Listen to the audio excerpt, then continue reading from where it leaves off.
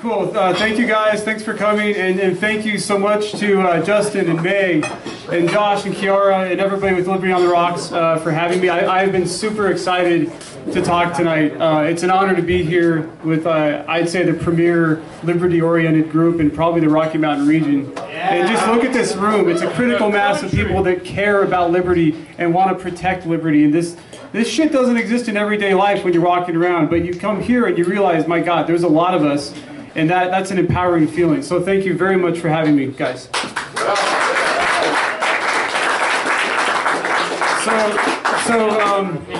My own, and by the way, can everybody hear me in the back? Good? Okay, right on. We're going to have a few slides tonight up here on this television. So in terms of my own journey with liberty, this was a very formative moment as a child for me. 1989, I was still a kid, but old enough to kind of understand what was going on. And I would say this was sort of one of the seminal moments of the past 25, 30 years in human history, a moment when millions of people escaped from the yoke of Soviet oppression and became free almost overnight. And this always is fresh in my head as a reminder of not only that liberty is a precious thing and can be taken from us, but also the power of people and the power to overthrow and change regimes that seemed otherwise irreplaceable. So things like this are very much in my head, and it's just something I keep in mind. So just a quick overview of what we're going to delve into. Blockchain is the hot topic right now. Everybody wants to learn about blockchain. It's a little bit mystifying for some, but it's also, I think, equally empowering. Blockchain, and I don't think this is hyperbole, has the potential to give us incredible power and change things on a fundamental level. The sort of buzzword is decentralization, but what that kind of gets down to is circumventing the power structures that currently exist and putting power back in the hands of the people and taking it away from large states and their rent-seeking clients. Blockchain is sort of a movement right now. Like, people are really getting involved. And you hear about prices of these things going up and down, and that's cool to make money, but it's so much more than that. It's something that has the potential to really change the fabric of our society, much like the internet did, and also, as we're going to find out, maybe fix some of the things that went wrong with the internet. So I'm going to cover briefly just what are the unique attributes of blockchain. We're also going to take a very quick look at the current state of human liberty around the planet and the trends thereof. And then dig into some of this fundamental question of, okay, given what blockchain is, how does it create tools for us to be, or to create a freer world? What are the freedom giving properties and tools that might serve as a counter to some of these threats we have to our liberty? So in terms of questions, I'm going to cover a fair amount of ground. I'm going to pause about a third of the way through just for 2 or 3 clarifying questions. And then if you could please save the majority of questions for the end, we'll delve into the Q&A. And I know this is a very inquisitive, curious, and talkative group, so we'll have fun with that. And that said, let's sort of kick it off. So just a little bit about me. I learned about Bitcoin in 2012. This was a life-changing moment for me, discovering Bitcoin, which is the original blockchain.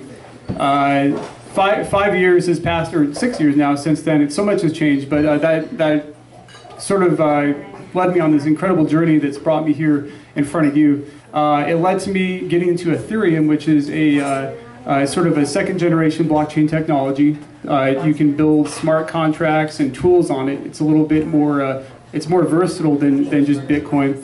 I started that meetup in 2014, and I've met some incredible people through it. I also co-organized Rocky Mountain Blockchain, which is more oriented towards like one-on-one talks and covers all sorts of blockchains. I work in the industry. If anybody here is pondering the move from whatever you're doing into blockchain, I cannot recommend it enough. I think there's several of us here that work in the industry, and I imagine they agree that it's incredible. It's exciting. Every day is different, and to be at the epicenter of this transformative revolution is crazy. It's a wonderful thing. Also, I got a master's in political science about 10 years ago. I'm happy that I get to actually bring that up, because I never used this in my day-to-day life, but I was able to actually draw on that for this talk. Speaking of which, this talk is actually adapted from an article. I'll mention the link at the end of the conversation. That's basically touches on the same thing, so if you guys want to dig in deeper. So next slide, please. Okay, so when we say something, like one of the fundamental things about political science that's cool is you try to quantify things that seem like a little bit more difficult to quantify. For example, if you were to say, well, yeah, you know, God, like liberty is kind of on its in retreat right now. Like, how do you quantify that? Well, in fact, there are ways to quantify this. There's a site called Freedom House. FreedomHouse.org is the site, and they've been doing this for quite a while, ranking individual nation states by their levels of freedom. And we're talking about things they take into consideration things like freedom of press, free speech, freedom of assembly, you know, all the fundamental rights that we really truly believe in, and also analyze like trends in you know, what are the governments doing, how corrupt are these regimes. So what we see here kind of touches on my first picture. Back in the 70s, it was not a good time for global freedom. We had the Iron Curtain and all the nations behind that. And in addition to that, you know, the U.S. was propping up corrupt right-wing regimes, and it was not good. Democracy really had not expanded relative to where it is now. You can see a big uptrend in partly free and free states starting right in the late 90s as the wall came down, as the Iron Curtain crumbled, and this sort of explosion of countries being free, of democracies came into being, and it was sort of this huge turning point. However, and you know, if we were to have this conversation back in the year 2000, we'd be like, my God, things are going so well. The world is increasingly free, and things are going in the right direction. Even Russia back then was moving towards democracy. But we all know the rest of the story. As you can see here, in the intervening years, and this actually goes up to 2013, but I imagine the numbers are pretty similar now, things have really stagnated. Nothing has changed. We haven't had a burst of liberty similar to what we had after the wall came down. And in fact, by many measures, things are getting worse. You can see this in China. They have, you know, where they have the Great Firewall. They're authoritarian, despite being capitalist. Which, and this is a key thing, guys. You know, we're pretty much all capitalists here. I don't think there's too many Keynesians. We like capitalism. However, there was an assumption back in the day that capitalism would be a sufficient condition for democracy to flourish.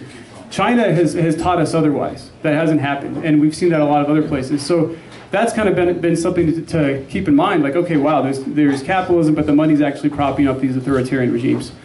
And finally, you know, here we have Mr. I don't have the adjectives for Trump, but classic example of, you know, here's somebody that seems okay with taxes. Yes, maybe perhaps he's cutting taxes, and that's good, but I see this guy as an incredible threat to our liberties here in America. You know, we just talked about Jeff Sessions, and hopefully we can drive him away.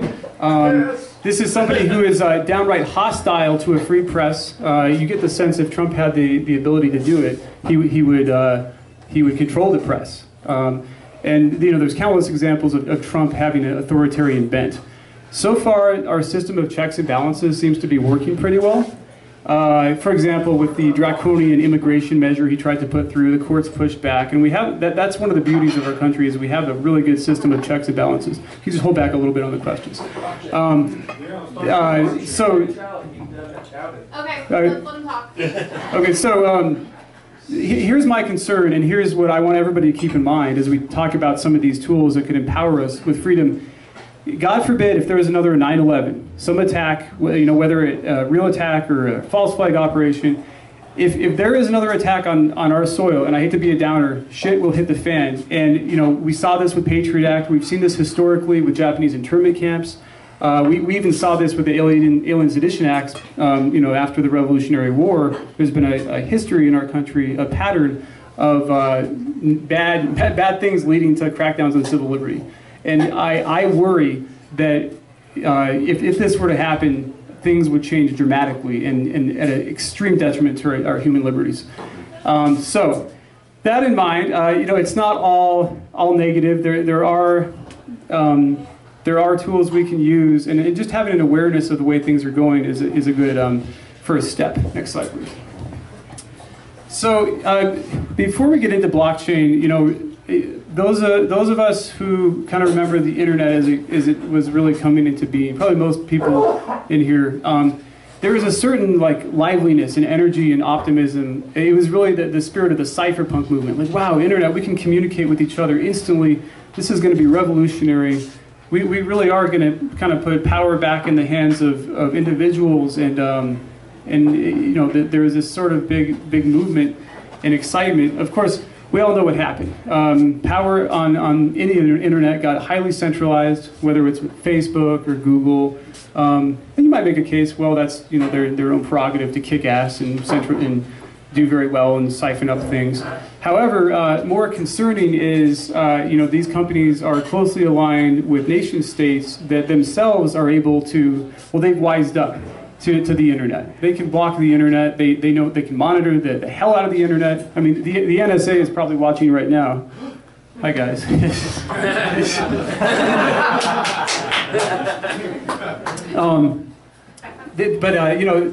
The internet is no longer synonymous with freedom. It is still a powerful tool. It lets us connect and communicate in a way that's very direct, and that's great.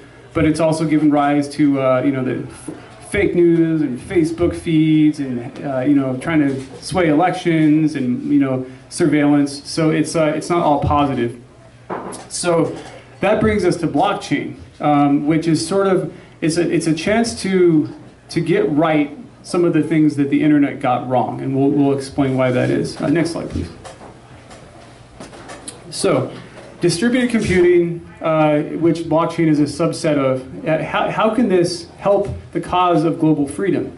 Up here we have Bitcoin. So Bitcoin, again, was like the original blockchain. It was a revolutionary combination of this sort of idea of a decentralized ledger with cryptography and adding just the right amount of game theory analysis. And the inventor of Bitcoin got a lot of things very right.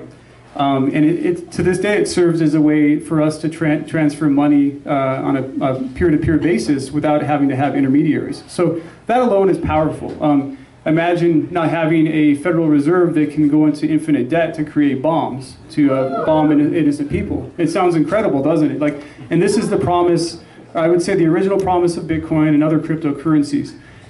This will not be the focus for my talk tonight. Most of you are somewhat familiar with Bitcoin. If not, I strongly suggest digging into it.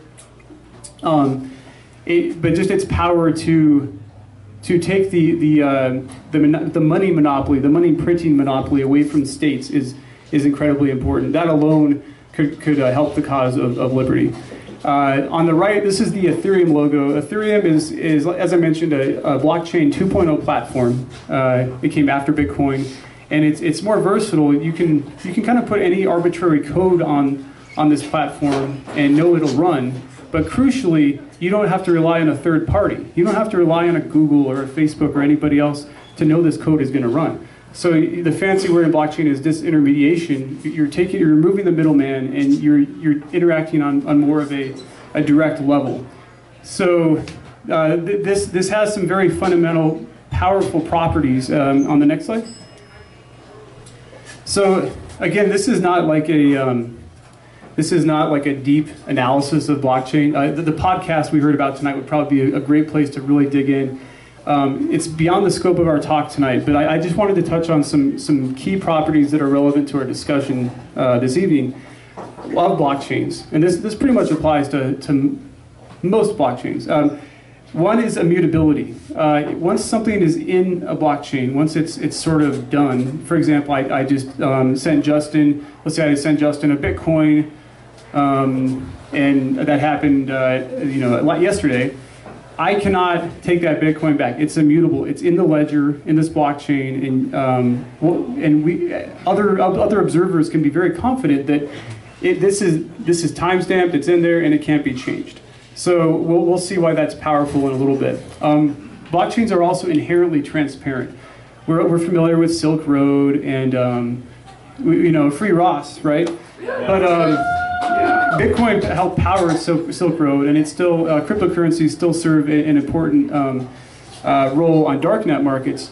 However, what happens on the blockchain? It's pseudo-anonymous. If somebody really wanted to track these transactions, if let's say you're using a modern-day Silk Road, a motivated attacker could do that. Everything that happens on a blockchain is by default out in the open. And this transparency has some positive attributes, as we'll see shortly. And then finally, and this is maybe most crucial to the discussion, this idea of removing a third party is very important. It means that blockchains are inherently resistant to censorship. And God knows censorship is a very important, it's a stubborn sort of issue that rears its head over and over again. And I think increasingly so, when I was kind of mentioned the scenario where shit hits the fan and there's a larger crackdown on our civil liberties, we need tools that can circumvent censorship. And we'll dig into that as well. So just to pause it here, just 2 or 3 sort of clarifying questions, if anybody has them, before we dig into the meat and potatoes. Okay, awesome. Let's get busy. So, what we're going to do now is look at 5 or 6 challenges to our global liberties, and then look at how blockchain technology might address and help these or help mitigate that threat. And so I kind of use this challenge solution paradigm. When I say solution, this is by no means like a clear-cut solution or the only solution, but sort of like a potential solution to these things. So going back to like the poli-sci thing, this is a super interesting chart. So we're talking about corruption here. On the left, we have a recent chart or map of freedom in the world, and this probably squares what you know about the world. On the right side, you see.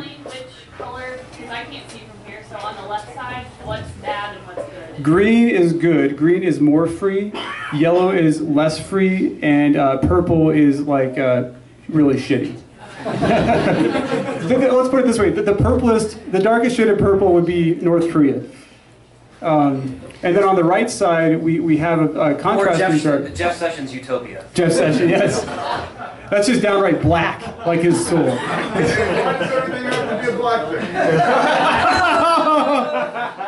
Sorry, Rodney.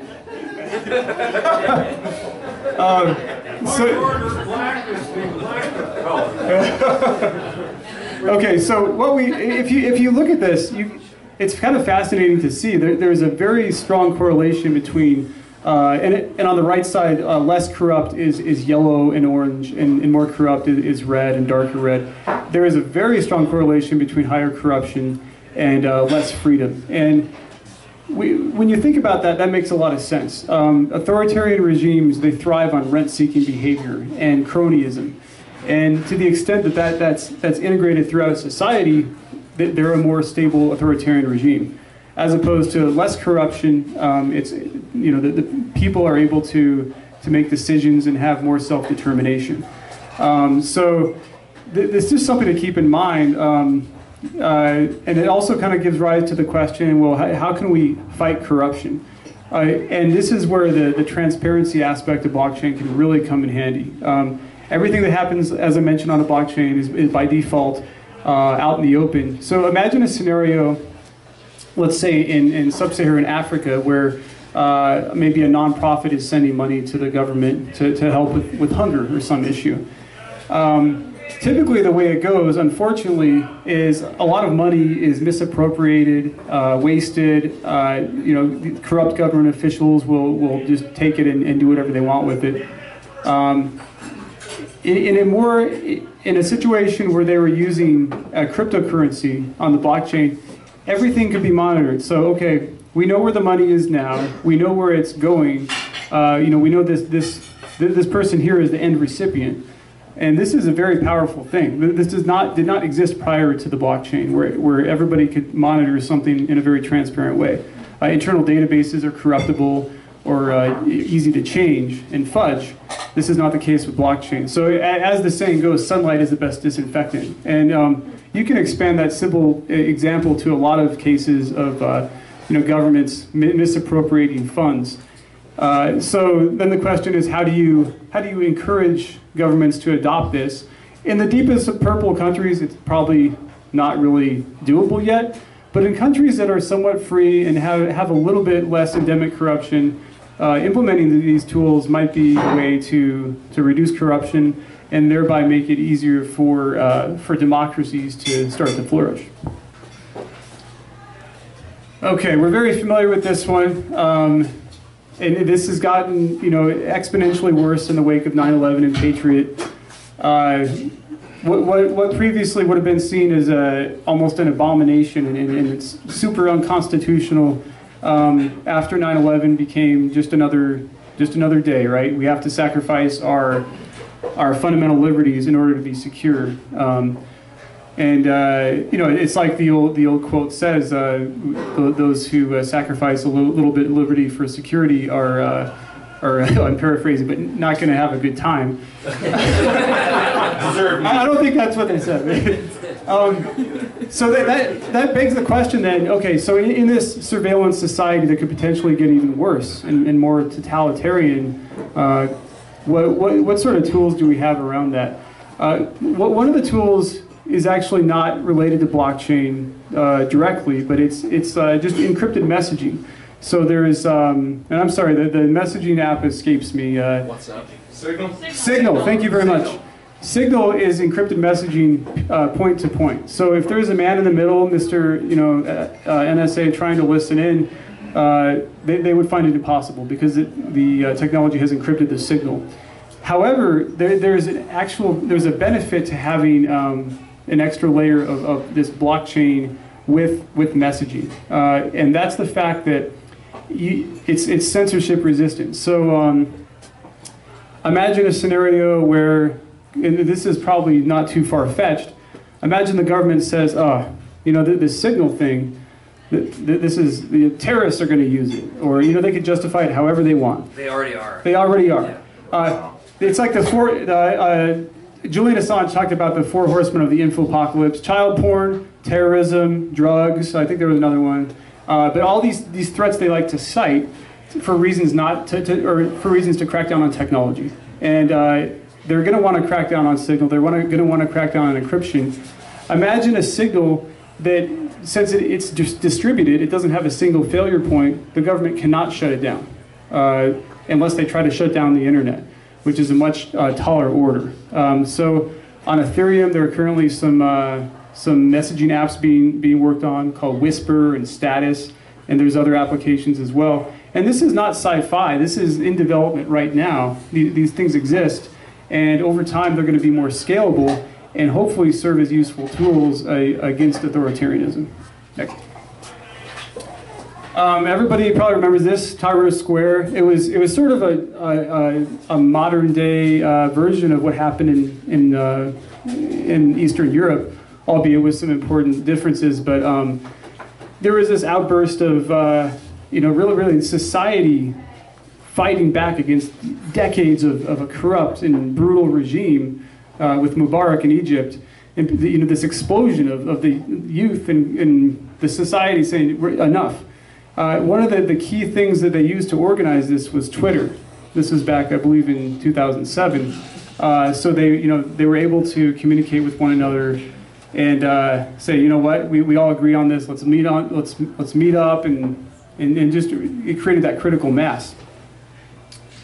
However, the Egyptian government pretty quickly wised up to what was happening, and they banned Twitter. So they made Twitter effectively impossible to access without some fancy tricks. In fact, for a while they even shut off the internet entirely. So that begs the question: what the hell do you do? Like blockchain, at the end of the day, it doesn't, it's not like a physical thing. It's virtual. It exists on the internet. That's how you access it. However, there's a few things you can do here. One technology is called MeshNet, which lets you have distributed access points to the internet that are not centralized. I'm by no means an expert on meshnet, but it's something I would suggest you look into. I bet some people here are probably experts on it. Blockchain specifically offers a way to have distributed nodes that serve files. So, you know, if the government wanted to shut down Google here, they could say, you know what, we're shutting down access to Google servers, these central points, and what would we do? We'd be kind of screwed. Imagine a decentralized structure of files spread across, the internet in a way that is not centralized. So it's sort of like those of you who ever used BitTorrent. Sure, somebody could take down one of these nodes hosting a file, but they can't take them all down, and that's crucial. So blockchain technology is very good at that. And similar with actually just hosting files that might be seen as imagine a scenario where certain texts or certain documents are verboten, and maybe you'd want to access those. Well, you could do that with decentralized file storage. The tools are being built right now. Filecoin and storage are two of these tools that use decentralized file storage. There's even a tool called Golem, or a project called Golem, that is a decentralized computer.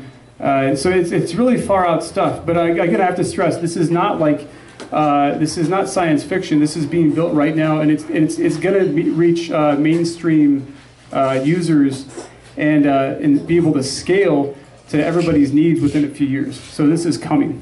Next, please. Okay, so we've had a fair dose of this also over the past year. Fake news in terms of, and this is kind of a playbook out of it's a classic KGB move. The KGB in their glory days would try to subvert other countries by planting rumors and trying to cast doubt on the stability of different countries. They did this in the U.S. and they did it elsewhere.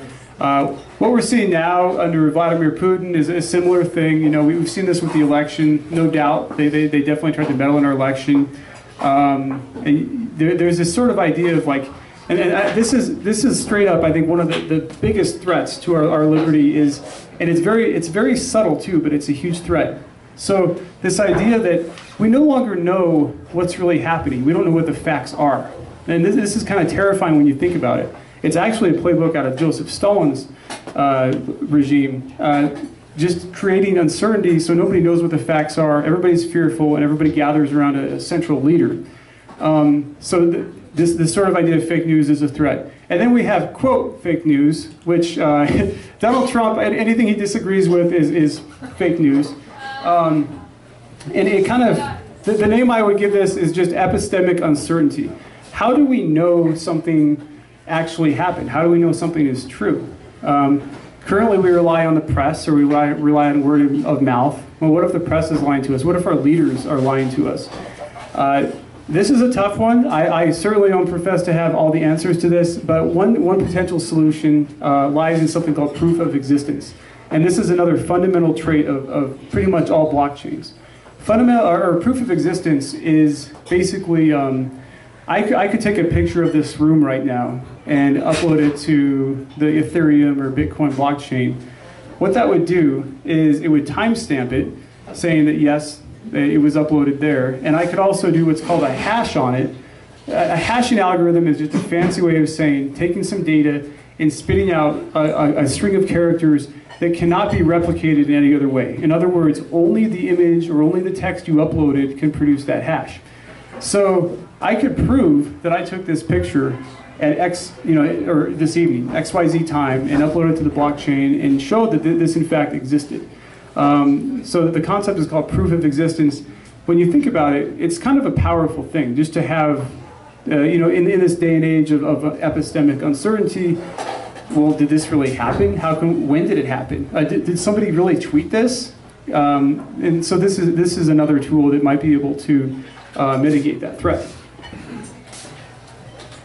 This is Syphil and Ollie, who were, I don't know if anybody remembers Syphil and Ollie. Yeah, right. Yeah. When I thought about sock puppets, I had to grab Syphil and Ollie. Sock puppets is a fancy word for something that happens frequently online these days, where it looks like you're interacting with a person, maybe a Yelp reviewer or somebody on Facebook or Twitter, and in fact it's just somebody completely else, or somebody different. It's not the person in the profile. They're probably controlling maybe 10 or 100 accounts for their own gains. It could be for a restaurant review. They want to rate the restaurant higher, their competitor lower, and more nefariously, it could be the case where a state actor is trying to influence an election, much like we saw with the Russians interfering in the election. And I think this problem will get worse over time, just because this digital discourse is so closely integrated into the fabric of our society and how we talk and how we make decisions. So the good news is there's technology coming out that gives people verifiable user-controlled identities. And what I mean by that is you can't, imagine a social network where everybody uses this technology. You can't, every user would be tied to one account. So it makes this sock puppet scenario a lot more difficult. And the way it does that is through the use of cryptography and also with the blockchain, or the transparency aspects of the blockchain. There's a few projects being worked on. One is called Civic. It's based on the Bitcoin network. There's another called Uport that's based on Ethereum. And they don't specifically aim to circumvent authoritarian regimes right now, but I can see a scenario where this technology could be used to fight against sock puppets, and another fancy term is Sybil attacks that we use in blockchain. A Sybil attack is when you're using different accounts, or basically not being yourself in order to execute some sort of attack. Blake said he's really excited about this because he's sick and tired of being catfished. He wants to make sure that the guy that he's after is not like a 60-year-old man with a So now we see the number one benefit of this is the anti-catfishing aspects of it. We're sick and tired of it. Yes. So now we come to the last one, and before we dig into this, I want to stress that blockchain is very exciting right now, and I think it is growing into a movement. I've met the most amazing people in my life through blockchain. It's incredible. It's wonderful. However, it is not a panacea. It's not magical fairy dust that's going to fix everything. A lot of people had this idea with the internet that it would create this utopia, and of course that didn't happen. Blockchain will not do that either. It's not magical fairy dust. However, it really can stand to improve a lot of things. But there are some potential negatives as well, and I want to close with one challenge that stems from a negative use of blockchain. And I think this will strike near and dear to a lot of your hearts, those that really value the idea of non-state-driven money. But governments are now talking about putting their fiat, their respective nation-state currencies on the blockchain. So it's kind of a bit of a, it's like, wait a minute, I thought all this, like Bitcoin was supposed to free us from the Federal Reserve and infinite money printing. But in fact, governments are embracing this probably for some practical reasons, because hey, it's easier to send money around, and it's cheaper, and okay, maybe there's some nice aspects of that. Russia's exploring it, Venezuela, China, Singapore, so those are some of the first ones. But when you think about that list of countries I just named, they're not doing so hot on the democracy and human freedom front. In fact, they're very authoritarian, all four. And that kind of begs the question, why would they want to, why else would they want to put fiat on the blockchain? And the answer is a little bit horrifying when you think about it. It's using money on the blockchain would be very different from cash. Cash has this wonderful anonymous, these anonymous attributes, unless somebody is really keeping track of serial numbers, it's anonymous. Imagine if every transaction you made was tracked, and maybe every transaction had to be approved or greenlisted, or maybe if you bought something that wasn't an approved purchase, well, guess what? You're going to actually have to pay extra tax on that, or either your social credit rating is going to drop, or something like that. So the bottom line is putting universal money tracking ability in the hands of authoritarian governments is a very scary proposition. And I don't think it's any accident that Vladimir Putin is in favor of this technology. It would give him the power to, for one thing, levy taxes in a much more effective way. That's probably another reason governments like this idea, because all the money is out there for the government to monitor and say, well, hey, you made this transaction and that's going to be taxed. So it's sort of an Orwellian, scary proposition. But again, we do have some blockchain tools that could fight against this. And in particular, these are what I call privacy-preserving blockchains. I mentioned that by default, most blockchains are transparent. Everything that happens is out in the open. But this is not the case with a few special blockchains and their coins that seek to preserve anonymity and you can't see what's going on. Specifically, these are Zcash, Monero. There's one called Dash that kind of has better privacy. But these privacy-preserving coins or means of transacting would serve as sort of a way around fiat on the blockchain. But definitely something to keep in mind. Governments are going to wise up to this technology just like they did with the internet and figure out how to use it for their own good, to perpetuate their power and all the things they do. So it's not going to be sunny days because of the blockchain. We're going to still fight the same battles, but we have more tools at our disposal now, and I think that's a pretty empowering thing. Okay, so that's sort of like, and this was kind of a high-level discussion. You can get a lot deeper with all this stuff, and I would encourage you, if you'd like to dig in more, I can't encourage you enough. It's fascinating stuff, and the community, both locally and just in general around crypto technology and blockchain is very vibrant and fun and just a good place to be. So what can you do? You can join one of your local meetups here in Denver.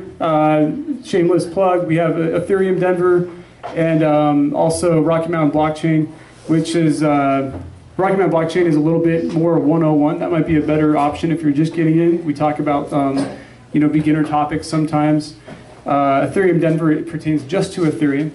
But the biggest advantage of going to meetups, and by no means are those the only two, there's a lot of other great ones too, connecting with people just like we are tonight, instead of just sitting on Reddit or on the internet where it seems like more of an abstraction. When you're meeting with people, it's good stuff. You make connections, you make friendships.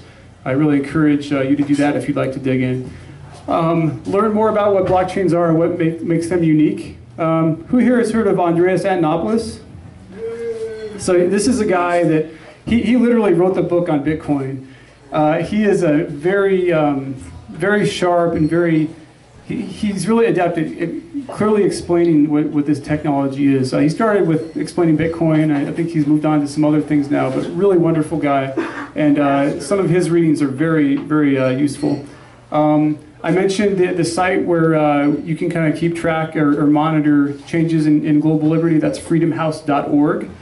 Great site, and it's fun to dig through the different countries and see, what is, let's say you're traveling to, I don't know, Zaire. How free is Zaire? Like, you can check and see and get a really detailed report. Also, think about the lessons from the internet. What went wrong? How can we avoid the same pitfalls? What can we do better? It's fun to think that way. Also, as I mentioned, I adapted this from an article I wrote. It's called Fukuyama's Revenge. And you can find that. It's pinned on my Twitter. My Twitter is 7th Wave. That's a 7 in 7th Wave instead of a T. And with that, I will throw it over to you guys. Get over, Kent!